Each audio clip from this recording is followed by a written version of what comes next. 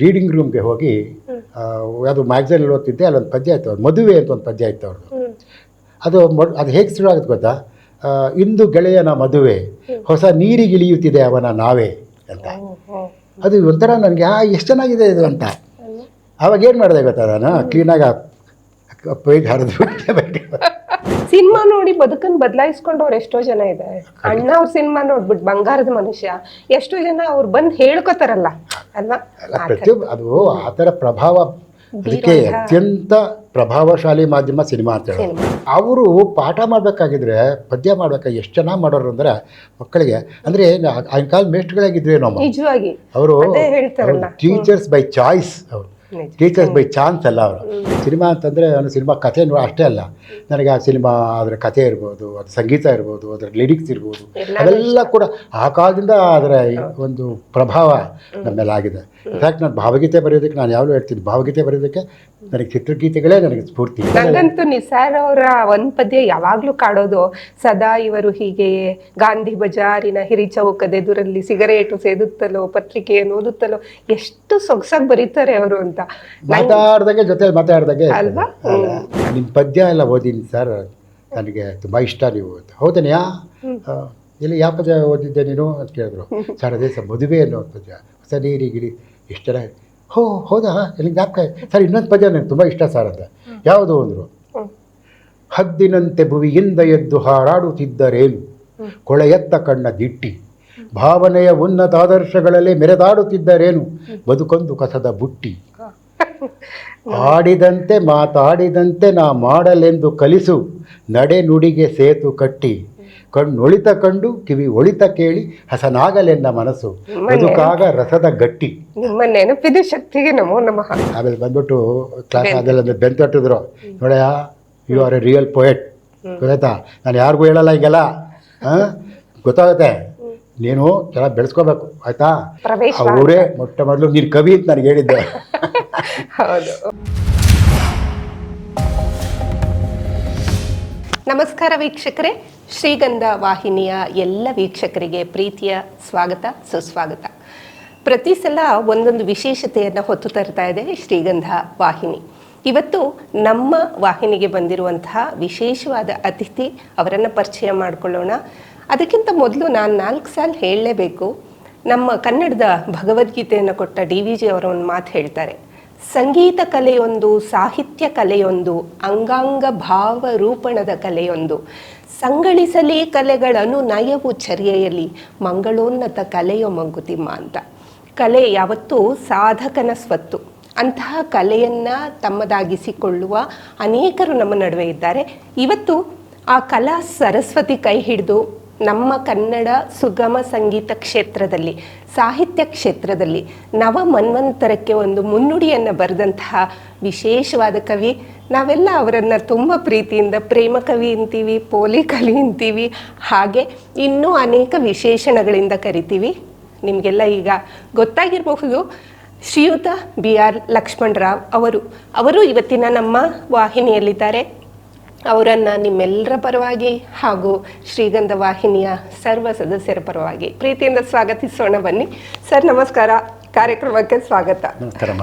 ನಾನು ಭವಾನಿ ಲೋಕೇಶ್ ನಿಮ್ಮ ಜೊತೆಗೆ ಇವತ್ತು ಬಹುಶಃ ಸುಮಾರು ಹೊತ್ತು ಅವರ ಬದುಕಿನ ಅನೇಕ ಮಗ್ಗುಲುಗಳನ್ನು ಪರಿಚಯಿಸುವ, ಮತ್ತು ಈಗಾಗಲೇ ಅವರ ಗೀತೆಗಳನ್ನ ನೀವೆಲ್ಲರೂ ಕೇಳಿರ್ತೀರಿ, ಕೇಳ್ತಾ ಆನಂದವನ್ನು ಹೊಂದಿರ್ತೀರಿ.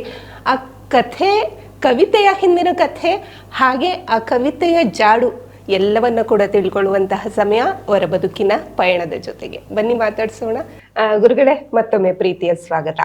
ನನಗೆ ಆಶ್ಚರ್ಯ ಅನ್ಸೋದೇನು ಗೊತ್ತಾ, ನಿಮ್ಮ ಅನೇಕ ಕವಿತೆಗಳು ಹಿಂದಿ ಭಾಷೆಗೆ, ಇಂಗ್ಲಿಷಿಗೆ ಮತ್ತು ಒರಿಯಾ, ಬಂಗಾಲಿ, ತಮಿಳು, ತೆಲುಗು, ಹೇಗೆ ಇಷ್ಟೆಲ್ಲ ಕವಿತೆಗಳನ್ನು ಒಬ್ಬ ಕವಿಯ ಆ ಕವಿತೆಗಳ ತಮ್ಮ ಮೂಲ ಸ್ರೋತದಿಂದಾಗಿ ಬೇರೆ ಬೇರೆ ಭಾಷೆಗಳಿಗೆ ಅನುವಾದಗೊಳ್ತವೆ ಅನ್ನೋದು ಇನ್ನೊಂದು ತುಂಬ ಪ್ರೀತಿಯಿಂದ ನನಗೆ ಇಷ್ಟವರೆಗೂ ಕಾಡಿದ ಸಂಗತಿ ಅಂತ ಹೇಳಿದರೆ, ಅದು ಹೇಗೆ ನೀವು ಈ ವಯಸ್ಸಿನಲ್ಲೂ ಇವತ್ತಿನ ತಲೆಮಾರಿನ ಅನೇಕರ ಜೊತೆಗೆ ಒಡನಾಡಿ ಆಗ್ತಾ ಮತ್ತು ಅವರದ್ದೇ ಗುಣಗಳನ್ನ ನೀವು ಪ್ರೋತ್ಸಾಹ ಮಾಡ್ತಾ ಅವ್ರ ಜೊತೆಗೆ ಒಂದಾಗ್ಬಿಡ್ತೀರಿ ಅಂತ. ಅದಕ್ಕೆ ಬಹುಶಃ ನಿಮ್ಮ ವಯಸ್ಸು ಇನ್ನು ಹಿಂದಕ್ಕೆ ಹೋಗ್ತಾ ಇದೆಯೋ ಅಥವಾ ಅಲ್ಲಿಗೆ ಸ್ಟಾಪ್ ಆಗಿದೆಯೋ ಗೊತ್ತಿಲ್ಲ.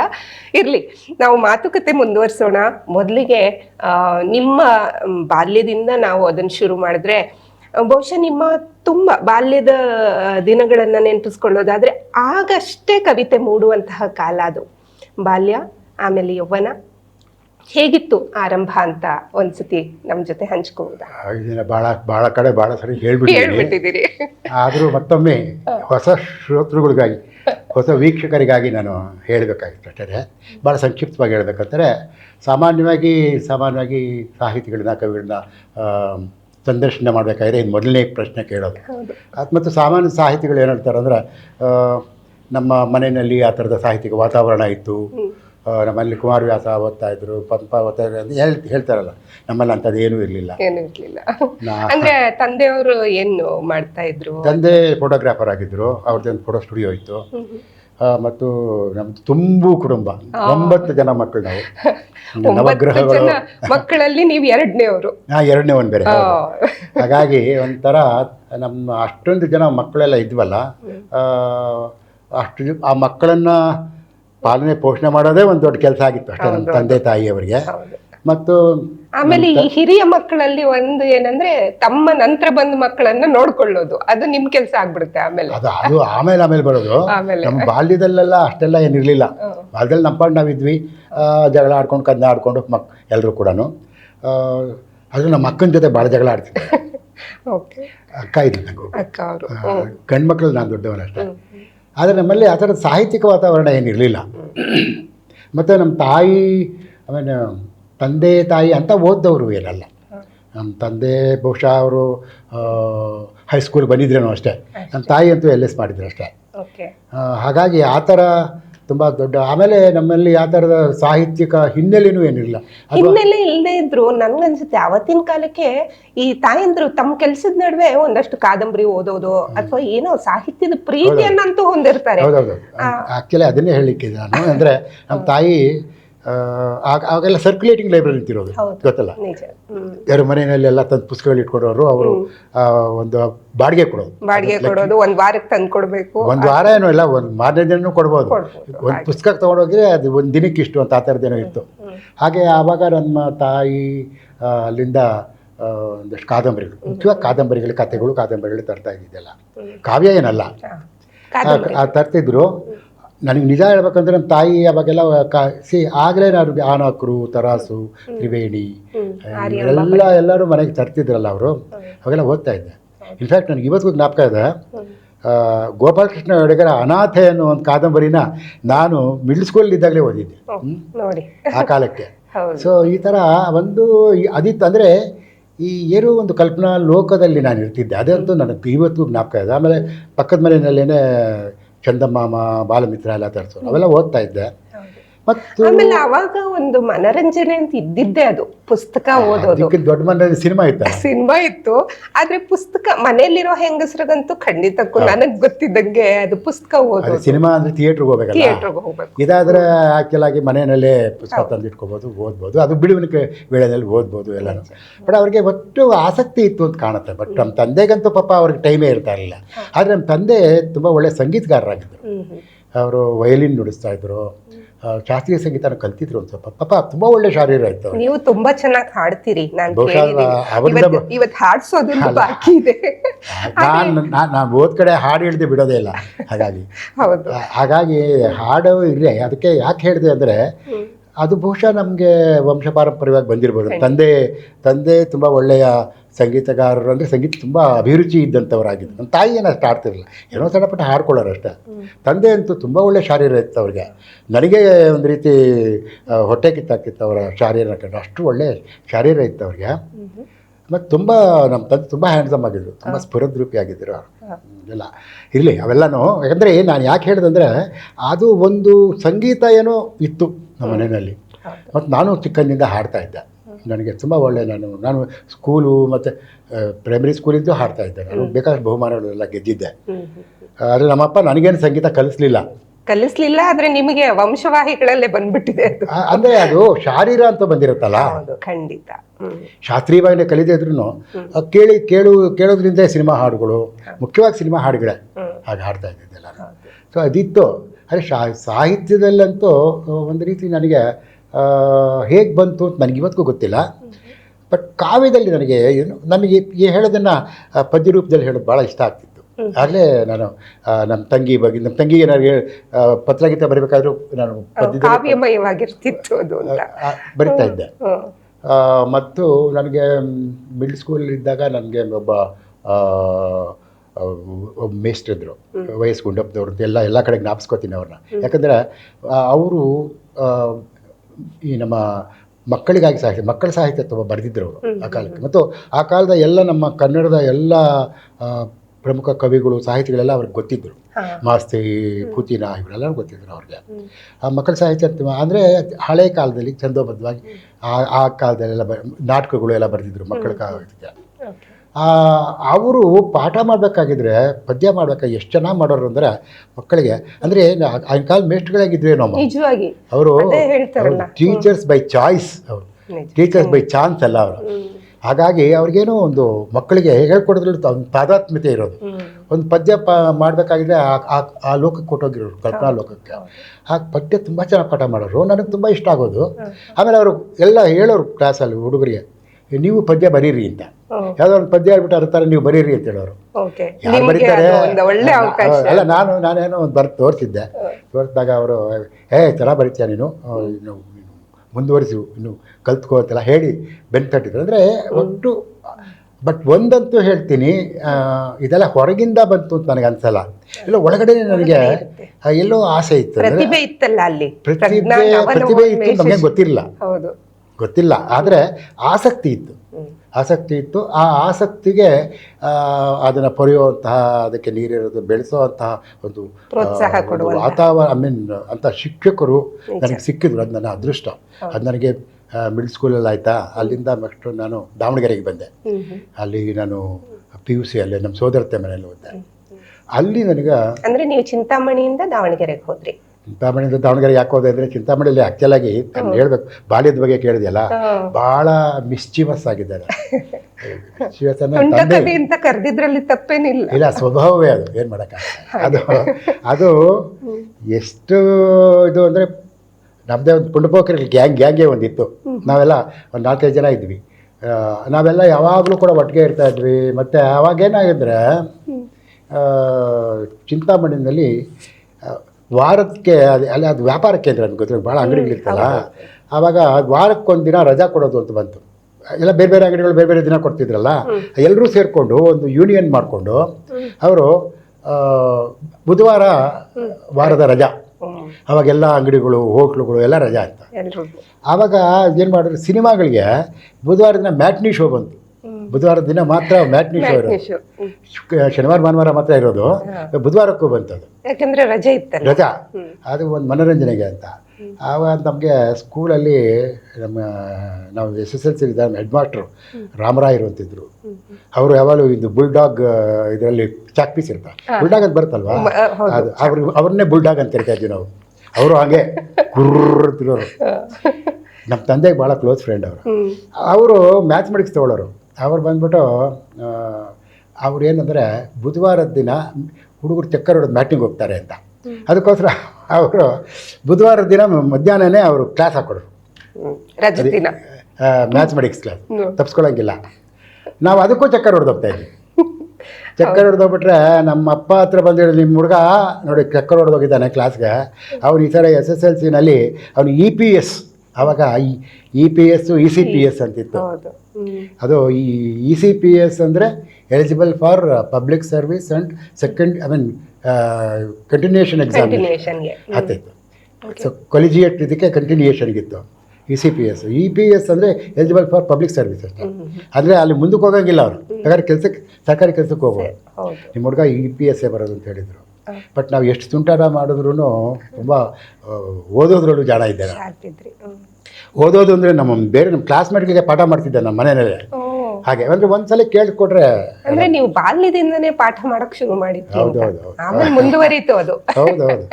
ಹಾಗಾಗಿನೇ ನಾನು ಅವ್ರಿಗೆ ಆಗ ಸರಿ ನಾನೇ ಓದ್ಕೊಡು ನಾನೇ ಮಾಡಿಕೊಂಡು ಅದು ಇರುವಾಗ ಎಲ್ಲ ಆವಾಗ ಟ್ಯೂಷನ್ ಅಂತ ಶುರು ಆಗಿತ್ತು. ಎದುರುಗಡೆಯಲ್ಲೇ ನಮ್ಮನೆ ಎದುರುಗಡೆಯಲ್ಲೇ ಶ್ರೀಕಂಠಯ್ಯನವರು ಓದಿದ್ರು NGS ಅಂತ. ನೋಡಿ ಆ ಟೀಚರ್ಸ್ ಎಲ್ಲರ ಹೆಸರು ಇವತ್ತು ಜ್ಞಾಪಕ ಇದೆ. ನೋಡಿ ನೆನಪಿದೆಯಲ್ಲ, ಅಂದರೆ ಅಷ್ಟು ಇಂಪ್ರೆಷನ್ ಆಗಿದೆ ನಮ್ಮ ಮೇಲೆ ಆ ಟೀಚರ್ಸ್ದೆಲ್ಲ. ಅವರು ಮ್ಯಾಥಮೆಟಿಕ್ಸ್ ಪಾಠ ಮಾಡೋದಕ್ಕೆ ಅದಕ್ಕೋಸ್ಕರ ನಾನು ಬುದ್ಧಿವಂತ ಅಂದ್ಬಿಟ್ಟು ನೀನು ಬಾ ಕ್ಲಾಸಿಗೆ ಇಲ್ಲಿ ಬಂದು ಪಾಠ ಹೇಳ್ಕೊಡ್ತೀರ ಮನೆ ಪಾಠಕ್ಕೆ ಅಂತ ನಾನು ನಮ್ಮ ಅಪ್ಪ ಹತ್ರ ಹೇಳಿದೆ. ಹಾಗೆಲ್ಲ ಎಲ್ಲ ಯಾರು ಪಾಠಕ್ಕೆ ಹೋಗೋರು ದಡ್ರು, ಆಮೇಲೆ ಎಲ್ಲರೂ ದಡ್ಡ ಅಂತಾನೆ ಹೋಗಬಾರ್ದು ಅಂತ. ಅವ್ರ ಪಾಪ ದುಡ್ಡು ಕೇಳಿಲ್ಲ, ಹಂಗೆ ಬಂದು ಪಾಠ ಹೋಗಿ ಮಾಡೋದು. ಹಾಗೆ ನನ್ನ ಪಾಡಿಗೆ ನಾನು ಓದ್ಕೊಂಡು ಮಾಡಿಕೊಂಡು ಆಮೇಲೆ SSLC ರಿಸಲ್ಟ್ಸ್ ಬಂತಲ್ಲ, ರಿಸಲ್ಟ್ಸ್ ದಿನ ಎಲ್ಲ ಆವಾಗೆಲ್ಲ ಹೆಂಗೆ ಗೊತ್ತಾ, ಪೋಸ್ಟಲ್ಲಿ ಬರೋದು. ರಿಸಲ್ಟ್ ಪೋಸ್ಟಲ್ಲಿ ಬಂದರೆ ಪೋಸ್ಟ್ ಆಫೀಸಿಂದ ತೊಗೊಂಬಂದು ಸ್ಕೂಲ್ಗೆ ತರೋರು, ಅಲ್ಲಿ ಅದನ್ನು ಓಪನ್ ಮಾಡಿ ಅದನ್ನೆಲ್ಲ ಟ್ಯಾಬ್ಲೆಟ್ ಮಾಡಿ ಎಲ್ಲ ಮಾಡಿ ಎಲ್ಲ ಬೆಳಗಿಂದಲೇ ಅಲ್ಲೆಲ್ಲ ಹುಡುಗರು ಎಲ್ಲ ಅಲ್ಲಿ ಗುಂಪಿರ್ತಾ ಇದ್ವಿ. ಆವಾಗ ಎಲ್ಲ ಅವ್ರು ಟ್ಯಾಬ್ಲೆಟ್ ಮಾಡ್ತಿದ್ರು. ತಾಲೂಕಿಗೆ ಒಂದೋ ಎರಡೋ ಹೈಸ್ಕೂಲ್, ಇಡೀ ಚಿಂತಾಮಣಿ ತಾಲೂಕಿದ್ದು ನಮ್ದೊಂದೇ ಹೈಸ್ಕೂಲ್. ಅದು ಹುಡುಗರಿಗೆ ಎಲ್ಲ ಒಂದೇ ಇದ್ದು ಆವಾಗ. ಸರ್ಕಾರಿ ಶಾಲೆ, ಆವಾಗ ಪ್ರೈವೇಟ್ ಸ್ಕೂಲ್ಗಳೇ ಇರಲಿಲ್ಲ ಅಲ್ವಾ. ಆಗ ಎಲ್ಲರೂ ಕಾದ್ಕೊಂಡಿದ್ವಿ ರಿಸಲ್ಟ್ಗೆ ಅಂತ ಹೋಗಿ ಕಿಟಕಿಗಳಲ್ಲಿ ಬಂದು ನೋಡ್ತಾ ಇದ್ವಿ. ನಮಗ್ ಕುತೂಹಲ ಆಗ್ತಾ ಇದೆ ನಿಮ್ಮ ರಿಸಲ್ಟ್ ಏನಾಗಿತ್ತು ಅಂತ. ಅದಕ್ಕೆ ಅವರು ಹೆಡ್ ಮಾಸ್ಟ್ರು ಕಿಟಕಿಲಿ ಇರ್ತಾರೆ, ಏಯ್ ಬನ್ರ ಇಲ್ಲಿ, ನಿಮ್ಮ ಪೋಲಿ ಪಟಾಲ ಎಲ್ಲರೂ ಫಸ್ಟ್ ಕ್ಲಾಸ್ ಹೋಗ್ರೋ ಆಯ್ತಲ್ಲ. ಅಂದ್ರೆ ಫಸ್ಟ್ ಕ್ಲಾಸ್ ಬರ್ಬೇಕಾದ್ರೆ ಪೋಲಿ ಪಟಾಲ ನಮಗಿರ್ಬೇಕು ಅಂತ ನೋಡಿ ಇದು ಒಂದು ಎಲ್ಲರೂ. ಆಮೇಲೆ ಇಡೀ ಸೆಂಟ್ರಿಗೆ ಸೆಕೆಂಡ್ ನಾನು. ಅವಾಗೇನಾಯ್ತು, ನಮ್ಮ ಅಪ್ಪನಿಗೆ ನನ್ನನ್ನು ಅಲ್ಲಿ ಪಾಲಿಟೆಕ್ನಿಕ್ ಇತ್ತು ನಮ್ಮೂರಲ್ಲಿ. ಪಾಲಿಟೆಕ್ನಿಕಲ್ಲೇ ಅವರು ಪಾಲಿಟೆಕ್ನಿಕ್ ಅಲ್ಲಿ ಶಿವರುದ್ರಪ್ಪ ಅಂತ ಅವರು ಪ್ರಿನ್ಸಿಪಾಲ್ ಇದ್ದರು. ಅವರು ನಮ್ಮ ತಂದೆಗೆ ಭಾಳ ಕ್ಲೋಸ್ ಫ್ರೆಂಡು. ಇವರು ರಾಮರಾಯರು ಭಾಳ ಕ್ಲೋಸ್ ಫ್ರೆಂಡು. ಅವ್ರು ಯಾವಾಗಲೂ ಸಾಯಂಕಾಲ ಬಂದು ನಮ್ಮ ತಂದೆ ಹತ್ರ ಕೂತ್ಕೊಂಡು ಮಾತಾಡ್ತಾ ಕೂತ್ಕೊಳ್ಳೋರು. ಈಗ ನನ್ನ SSLC ರಿಸಲ್ಟ್ ಬಂದಾಯ್ತು, ನಮ್ಮಪ್ಪ ನಾನು ಹೆಂಗೂ ಫೇಲ್ ಆಗ್ತೀನಿ, ಸ್ಟುಡಿಯೋಗೆ ಹಾಕೊಂಡ್ಬಿಡ್ಬೋದು ಅಂದ್ಕೊಂಡಿದ್ರು. ಸ್ಟುಡಿಯೋಗೆ ಹಾಕೊಂಡ್ರೆ ಇಲ್ಲೇ ಇರ್ತಾನೆ ಅಂತ. ಯಾಕಂದರೆ ಮಕ್ಕಳು ಎಷ್ಟೊಂದು ಜನ ಇಲ್ಲ, ನಾನು ಇನ್ನು ಹೊರಗಡೆ ಹೋಗ್ಬೇಕಾಗತ್ತೆ. ಆದ್ದರಿಂದ ಅವರಿಗೆಲ್ಲ ಯೋಚನೆ ಮಾಡಿ ಅವರು ಫೇಲ್ ಆಗಿದ್ರೆ ಒಳ್ಳೇದು ಅಂದ್ಕೊಂಡಿದ್ರು ಏನೋ. ಬಟ್ ನೋಡಿದ್ರೆ ಹಿಂಗಾಗಿತ್ತಲ್ಲ. ಆಮೇಲೆ ಅವರು ಪಾಲಿಟೆಕ್ನಿಕಲ್ಲಿ ಹೇಗೂ ಚಿಂತಾಮಣಿಲೇ ಇದೆ, ಅಲ್ಲಿ ಓದ್ಕೊಳ್ಳಿ ಅಂತ ಪಾಲಿಟೆಕ್ನಿಕ್ ಹಾಕ್ತೀನಿ ಅಂದರು. ಅವರು ಪ್ರಿನ್ಸಿಪಲ್ ಬಂದಿದ್ರು. ಅವರು ನೀವು ಪಾಲಿಟೆಕ್ನಿಕ್ಗೆ ಅಪ್ಲೈ ಮಾಡಿದ್ರು ಕೂಡ ನಾನು ಸೀಟ್ ಕೊಡಲ್ಲ ನಿಮ್ಮ ಹುಡುಗನಿಗೆ, ನೀವು ಅವನ್ನ ಕಾಲೇಜ್ಗೆ ಕಳಿಸ್ಬೇಕು ಅಂತ. ಪಾಪ ಅವರು ಹೆಡ್ ಮಾಸ್ಟರು ಹೇಳಿದ್ರು, ಈಗ ಅವ್ನು ಕಳಿಸಿ ಬುದ್ಧಿವಂತ ಓದ್ತಾನೆ ಅಂತ. ಕಳಿಸೋದ್ರಲ್ಲಿ ಎಲ್ಲಿ ಬೇರೆ ಊರಿಗೆ ಕಳಿಸ, ಯಾಕಂದ್ರೆ ನಮ್ಮೂರಲ್ಲಿ ಕಾಲೇಜ್ ಇಲ್ಲ. ಅವಾಗ ಎಲ್ಲಿ ಕಳಿಸೋದು, ಮೊದಲೇ ಎಲ್ಲ ಬೆಂಗಳೂರಿಗೆ ಕಳಿಸೋದು ಅಂತಂದರೆ ಇಲ್ಲೇ ಹೀಗಿದ್ದಾನೆ, ಬೆಂಗಳೂರಿಗೆ ಇನ್ನೇನು ಹೋದರೆ ಇನ್ನೇನು ಗತಿನೋ ಅಂತ. ಅದಕ್ಕೆ ಅವ್ರಿಗೆ ಅವಾಗ ದಾವಣಗೆರೆಯಲ್ಲಿ ನಮ್ಮ ಸೋದರತೆ ಇದ್ರಲ್ಲ, ದಾವಣಗೆರೆಯಲ್ಲಿ ಅಲ್ಲಿ ಅದು ಸೋದರತೆಯನ್ನು ನಮ್ಮ ತಂದೆ ತಂಗಿ. ಸೊ ಅವ್ರ ಮನೆ ಇತ್ತು. ಸೊ ಅಲ್ಲಿಗೆ ಹಾಕ್ಬೋಣ, ಅವರು ಅಲ್ಲಿ ಕಾಲೇಜೆಲ್ಲ ಇರ್ಕೊಂಡು ನೋಡ್ಕೋತಾ ಇತ್ತು, ಅಲ್ಲಿಗೆ ಹಾಕೋದು. ಅವಾಗೆಲ್ಲ ನೋಡಿ ಕುಟುಂಬದಲ್ಲಿ ತಂಗಿ ಮನೆನೋ ಅಣ್ಣನ ಮನೆನೋ ಇದ್ರೆ ಅವರೆಲ್ಲಾದ್ರೂ ಸಿಟಿಲಿ ಇದ್ರೆ ಖಂಡಿತ ಕಳಿಸ್ಕೊಡ್ತಾ ಇದ್ರು, ಅಲ್ಲಿ ಓದಿಸ್ತಾ ಇದ್ರು. ಈಗೆಲ್ಲ ಅದಿಲ್ಲ. ಬೇರೆ ಆ ಕಾಲನೇ.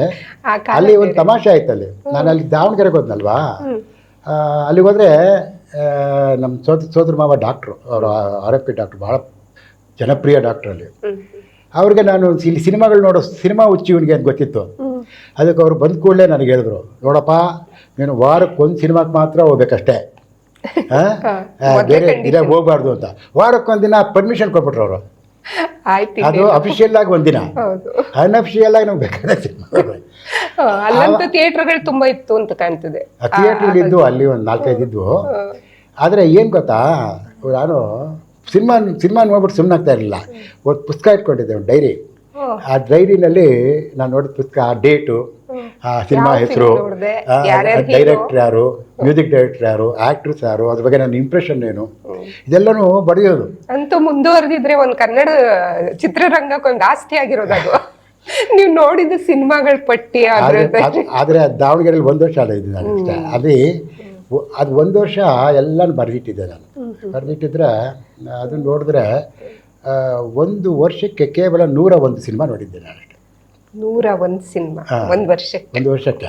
365 ಅಲ್ಲಿಗೆ ಆವರೇಜ್ 3 ದಿನಕ್ಕೊಂದು ಸಿನಿಮಾ, 3 ದಿನಕ್ಕೊಂದು ಸಿನಿಮಾ. ಅಫಿಷಿಯಲ್ ಆಗಿ 1 ವಾರಕ್ಕೊಂದು. ಅಷ್ಟು ಪ್ರೀತಿ ಸಿನಿಮಾ ಬಗ್ಗೆ. ಸಿಕ್ಕಾಪಟ್ಟೆ ಸಿನಿಮಾ ಅಂದರೆ ಅದು ಅದು ಅದು ಎಗೈನ್ ಅದು ಸಿನಿಮಾ ಅನ್ನೋದು ಒಂದು ಕಾಲ್ಪನಿಕ ಪ್ರಪಂಚ ಅಲ್ಲ, ಅದು ಕಲ್ಪನಾ ಲೋಕ.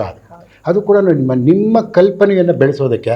ಆಮೇಲೆ ನನಗೆ ಮೊದಲೇ ಹೇಳಿದಂಗೆ ಕೇವಲ ಸಿನಿಮಾ ಅಂತಂದರೆ ಸಿನಿಮಾ ಕಥೆ ಅಷ್ಟೇ ಅಲ್ಲ, ನನಗೆ ಆ ಸಿನಿಮಾ ಅದರ ಕಥೆ ಇರ್ಬೋದು, ಅದು ಸಂಗೀತ ಇರ್ಬೋದು, ಅದರ ಲಿರಿಕ್ಸ್ ಇರ್ಬೋದು, ಅವೆಲ್ಲ ಕೂಡ ಆ ಕಾಲದಿಂದ ಅದರ ಒಂದು ಪ್ರಭಾವ ನಮ್ಮ ಮೇಲೆ ಆಗಿದೆ. ಇನ್ಫ್ಯಾಕ್ಟ್ ನಾನು ಭಾವಗೀತೆ ಬರೆಯೋದಕ್ಕೆ ನಾನು ಯಾವಾಗಲೂ ಹೇಳ್ತೀನಿ, ಭಾವಗೀತೆ ಬರೆಯೋದಕ್ಕೆ ನನಗೆ ಚಿತ್ರಗೀತೆಗಳೇ ನನಗೆ ಸ್ಫೂರ್ತಿ ಅಂತಲೇ.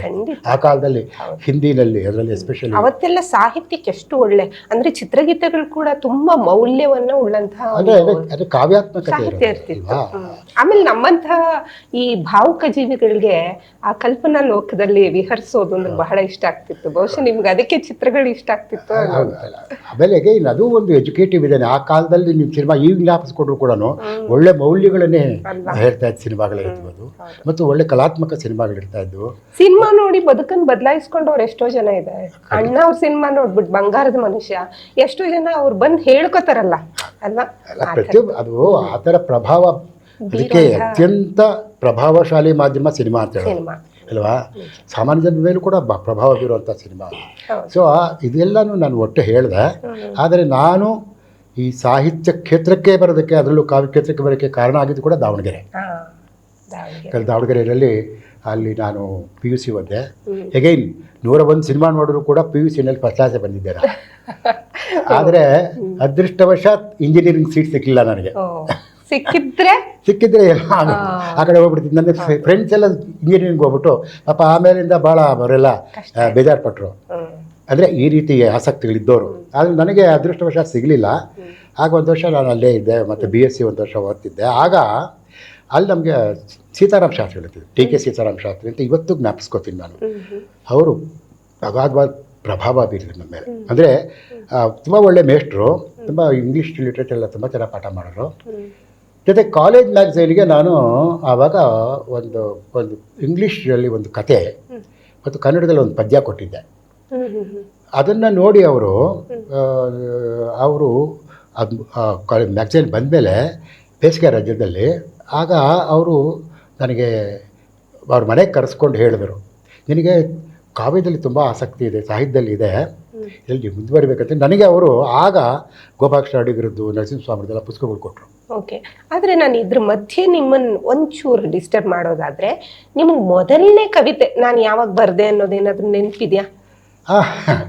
ಅದು ನಮ್ಮ ಹೇಳಿದಾರೆ, ನಾನು ದಾವಣಗೆರೆಯಲ್ಲಿದ್ದಾಗ ನನ್ನ ತಂಗೀರಿಗೆಲ್ಲ ಪತ್ರ ಬರೀಬೇಕಾದ್ರೆ, ಮನೆಗೆ ಪತ್ರ ಬರೀಬೇಕಾಗಿದ್ರೆ ಪದ್ಯ ರೂಪದಲ್ಲೇ ಬರೀತಾ ಇದ್ದೆ. ಅಂದರೆ ಪದ್ಯದಲ್ಲೇ ಕರೀತಾ ಇದ್ದೆ ಅವೆಲ್ಲ. ಆದರೆ ನನ್ನ ಮೊಟ್ಟ ಮೊದಲ ಪ್ರಕಟಿತ ಕವಿತೆ ಕಾಲೇಜ್ ಮ್ಯಾಗಝೈನಲ್ಲಿ ಬಂದಿದ್ದೆ. ಕಾಲೇಜ್ ಮ್ಯಾಗಝೈನಲ್ಲಿ ಬರೆದಿದ್ದದು. ಅದು ನನಗೆ ನೆನಪಿರೋ ಹಾಗೆ. ಆದರೆ ಆಮೇಲೆ ಅವರೇನು ಮಾಡಿದ್ರು, ನನಗೆಲ್ಲ ಪುಸ್ತಕ ಕೊಟ್ಟು ಓದಿಸ್ಲಿಕ್ಕೆ ಶುರು ಮಾಡಿದ್ರಲ್ಲ, ಅವರು ನನಗೆ ಕೊಟ್ಟ ಮೊಟ್ಟ ಮೊದಲನೆಯ ಅಡಿಗರ ಪುಸ್ತಕ ಯಾವುದಪ್ಪ ಅಂತಂದರೆ ಅವರ ಭೂಮಿಗೀತ. ಆ ಭೂಮಿಗೀತ ನನಗೇನು ಅರ್ಥ ಆಗಲಿಲ್ಲ, ತಲೆ ಕೂಡ ಅರ್ಥ ಆಗಲಿಲ್ಲ ನನಗೆ. ಆಗ ಅವರು ಅದನ್ನು ಇಟ್ಕೊಂಡು ಅದನ್ನು ಹೇಗೆ ಅದನ್ನ ಅರ್ಥ ಮಾಡ್ಕೊಂಡು ಅಂತೇಳಿ, ಆಮೇಲೆ ಅವ್ರು ಮೊದಲಿಂದ ಅಡಿಗರ ಭಾವತರಂಗ ಕಟ್ಟುವೆವು ನಾವು, ನಡೆದು ಬಂದ ದಾರಿ ಎಲ್ಲ ಹೀಗೆ ಕ್ರಾನಲಾಜಿಕಲಾಗಿ ಓದಿದಾಗ ಕವಿಯನ್ನು ಅರ್ಥ ಮಾಡ್ಕೊಳ್ಳೋದು ಹೇಗೆ ಅಂತ. ಹಾಗೆ ನಮ್ಮ ನರಸಿಂಹಸ್ವಾಮಿಗಳದ್ದು ಅಷ್ಟೇ, ಅವರದ್ದು ಮೊದಲು ಮನೆಯಿಂದ ಮನೆಗೆ ಕೊಟ್ಟರು.